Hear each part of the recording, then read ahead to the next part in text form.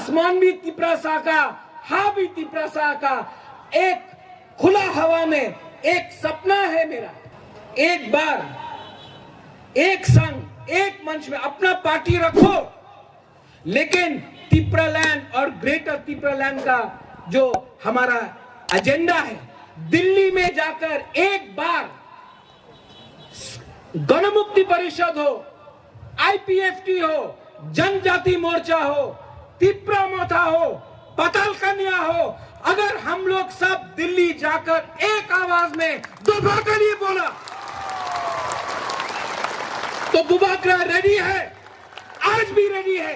बुबागरा को मुख्यमंत्री नहीं, हमको तिपरालैंड, ग्रेटर तिपरालैंड चाहिए। तो आप लोग अपना कामी में जाके बोलो, एक दूसरा से लड़ने से कुछ नहीं मिलेगा, कुछ नहीं मिलेगा।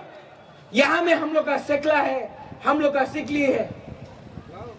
आपको क्या मिल रहा है आज? एक दिन एक मौका आ सकता है 2023 में, जब आसमान भी तिपरासा का, हा भी तिपरासा का, एक खुला हवा में एक सपना है मेरा कि हम लोग आजाद होकर अपना खुला आसमान में, अपना हा में, अपना शासन में हम लोग चलेगा।